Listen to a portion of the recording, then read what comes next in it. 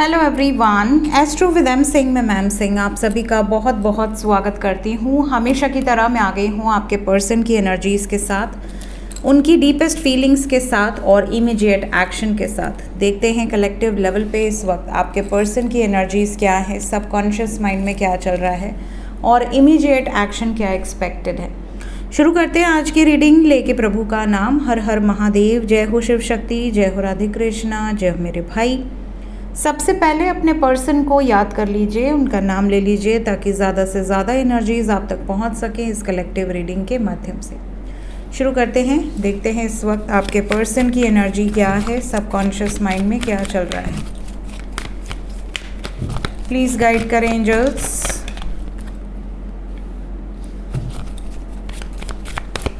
Deepest feelings,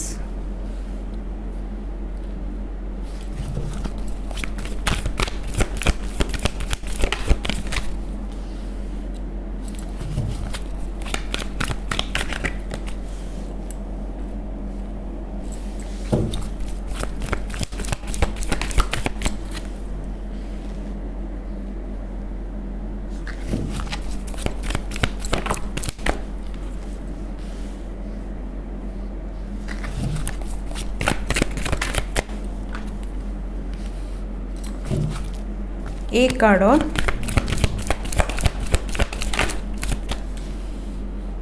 okay, bottom of the deck से हमारे पास है celebration, 3 of cups. Overall energy S of swords. तो सबसे पहली चीज़, ज़्यादातर लोगों के पर्सन की एनर्जी में साइन तो सभी हैं। देखिए इतने कार्ड्स निकालेंगे तो सभी साइन होंगे। यहाँ पर आपको कार्ड्स दिख रहे हैं सारे,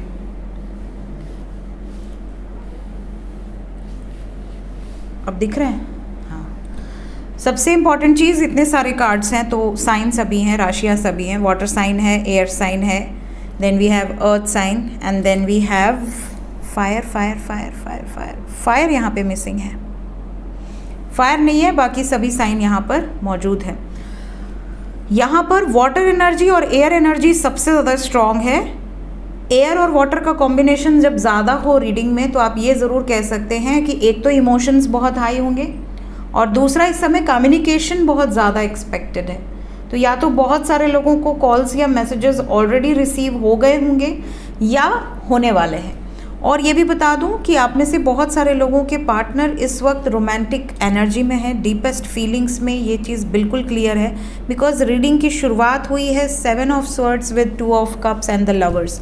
अगर इन्होंने आपसे कोई बात छुपाई थी, अगर इन्होंने आपसे कोई झूठ बोला था, या अगर इनके और आपके रिश्ते के बीच में कोई आया था या आई थी, या आप दोनों के रिलेशनशिप में फैमिली का इन्वॉल्वमेंट था, जिस भी कारण से अगर आप दोनों के रिश्ते में सेपरेशन हुआ है, नो कॉन्टैक्ट सिचुएशन हुआ है, तो इनको अंदर से ये फीलिंग आ रही है कि अगर मैं छोड़कर गया हूँ या गई हूँ तो मुझे ही वापस आना है, मुझे ही बातचीत करनी है, मुझे ही एफर्ट्स लगाने हैं। तो ये इनके सबकॉन्शियस की एनर्जी में बिल्कुल क्लियर है।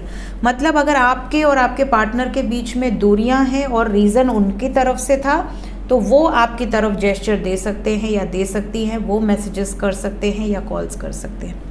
ये भी बता दूं, इस समय बहुत सारे लोग या तो ऑलरेडी यूनियन में आ चुके हैं क्योंकि आज का दिन बहुत शुभ है।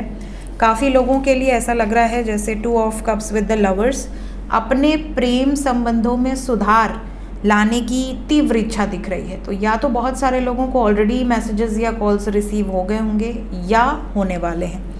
ये भी बता दूं कि आपके पार्टनर अगर आपके साथ किसी भी तरीके से धोखा कर रहे थे, बातें छुपा रहे थे, या आपको शक था उनके ऊपर या उनको शक था आपके ऊपर, तो यहाँ पर बैठकर बातचीत होगी। इनकी एनर्जी में ये बहुत क्लियर मैसेज है कि एक जगह बैठो, शांति से बातचीत करो, तुम्हारे क्या डाउट्स हैं मैं क्लियर करूँगा या करूँगी, और मेरे जो डाउट्स हैं तुम क्लियर कर दो।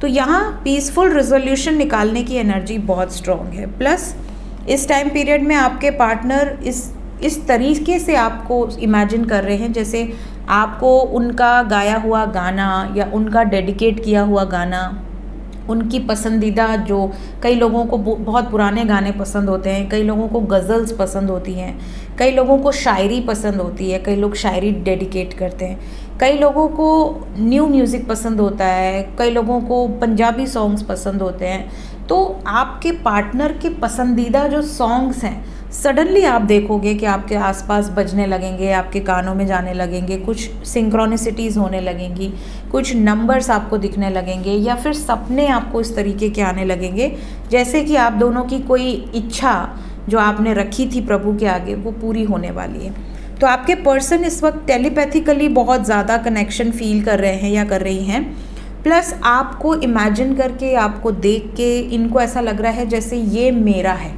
या ये मेरी है, इस पर सिर्फ और सिर्फ मेरा अधिकार है। तो थोड़े से पॉजिटिव ज़्यादा दिख रहे हैं, थोड़े से प्रोटेक्टिव ज़्यादा दिख रहे हैं। तो अगर आप मैरिड कपल हैं और किसी के कारण सेपरेशन में हैं, या अनमैरिड कपल हैं और किसी के कारण सेपरेशन में हैं, तो यूनियन एक्सपेक्टेड है। और अगर आप यूनियन में हैं लेकिन आपको हमेशा ऐसा लगता है कि आपके पर्सन आप पे ध्यान नहीं दे रहे हैं, इग्नोर कर रहे हैं, या उनको इंटरेस्ट नहीं है आपके इस रिश्ते में, तो आप देखोगे कि इस टाइम पीरियड में उनका इंटरेस्ट बहुत बढ़ेगा। बहुत ज़्यादा आपको वैल्यू करना, बहुत ज़्यादा आपको रिस्पेक्ट करना, बहुत ज़्यादा आपको अप्रिशिएट करना, इस तरह की सिचुएशंस आपको उनकी तरफ से दिखेंगी। प्लस सेलिब्रेशन की एनर्जी है। अब जैसे कि आज ईद है, तो एक तरीके से आज के दिन यहाँ पे बहुत सारे लोगों का यूनियन हुआ होगा। कई लोगों का यूनियन जिनका अभी तक नहीं हुआ है, अगर इसी महीने में या अगले महीने में आपका बर्थडे है या सेलिब्रेशन है, तो ये ना किसी चीज़ का वेट कर रहे हैं, जैसे सही मोमेंट का वेट कर रहे हैं कि चलो इतना दिन सब्र रख लिया तो इस तारीख को हम मिलेंगे या बातें करेंगे। साथ ही साथ यहाँ पर ये भी दिख रहा है कि किसी फ्रेंड के माध्यम से आप तक पहुंचना या फ्रेंड से आपकी डिटेल्स लेना, ये भी इनकी डीपेस्ट फीलिंग्स में दिख रहा है। मतलब अगर डायरेक्टली आपसे बात नहीं कर पा रहे हैं due to some ego problem, या कि यार मुझे डायरेक्टली नहीं रिस्क लेना, तो ये वाया किसी से आपकी इन्फॉर्मेशन निकालें कि उसके जीवन में क्या चल रहा है, वो कैसी है या कैसा है। इस तरीके की एनर्जी यहाँ पर दिख रही है। ठीक है, देखते हैं एक्शन क्या एक्सपेक्टेड है आपकी तरफ, इमीडिएट एक्शन क्या एक्सपेक्टेड है मेरे व्यूवर्स की तरफ, उनके पर्सन की तरफ से। सबसे पहले जो लोग नो कांटेक्ट सिचुएशन में हैं, नो कांटेक्ट वालों की तरफ क्या एक्सपेक्टेड है।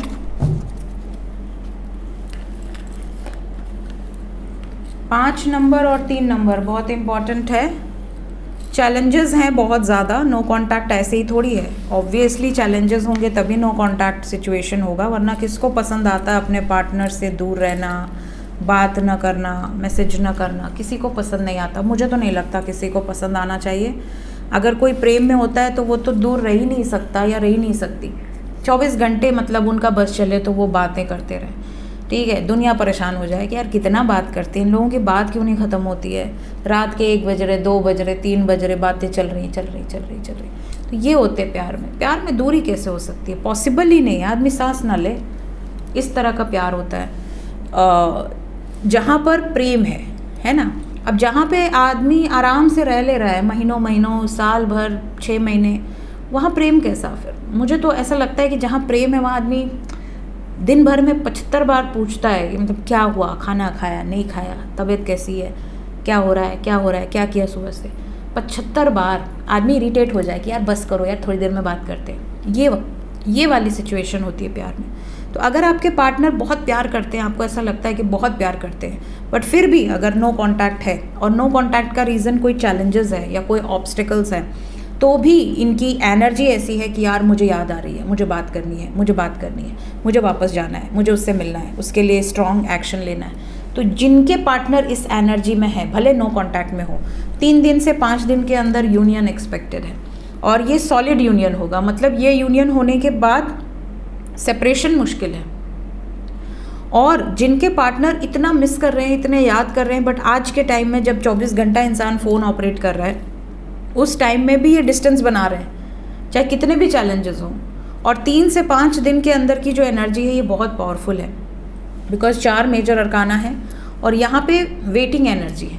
तो अगर 3 से 5 दिन के अंदर वो चाह कर भी इतने स्ट्रॉन्ग एनर्जी को रोक ले रहे हैं, मतलब कोई बड़ी बात है। फिर आपको अपनी पर्सनल रीडिंग से एग्जैक्ट डिटेल मिल पाएगी कि मतलब वो आएंगे कि नहीं आएंगे, कि क्या बड़ी प्रॉब्लम है। बट यहाँ से ये बिल्कुल क्लियर है कि जितने लोगों की नॉर्मल कोई झगड़े उगड़े हुए हैं, शक हुआ है, ब्रेकअप हुआ है, चाहे मैरिड कपल हो या अनमैरिड कपल हो, एनर्जी इनकी याद करने की इतनी स्ट्रांग है कि ये आएंगे ही आएंगे 3 से 5 दिन के अंदर। कुछ लकी वंस 30 से 50 घंटे के अंदर ही आ सकते हैं। देखते हैं जो लोग कांटेक्ट में हैं उनके लिए गाइडेड एनर्जी क्या है।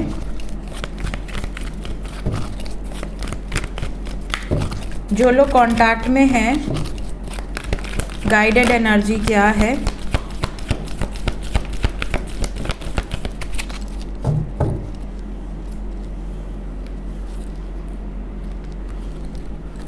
जो लोग कांटेक्ट में हैं, आपके और आपके पार्टनर के बीच में अगर कोई थर्ड पार्टी सिचुएशन है, अगर आप दोनों के बीच में कोई ऐसी थर्ड पार्टी है जो कि आपको और आपके पर्सन को अलग करवा कर खुश है या आप दोनों को साथ नहीं देखना चाहती, तो कहीं ना कहीं यहाँ पर उनसे दूरी बनाते हुए नज़र आ रहे हैं आपके पर्सन। थर्ड पार्टी सिचुएशन से डिस्टेंस बन सकता है, थर्ड पार्टी सिचुएशन से दूरी बन सकती है।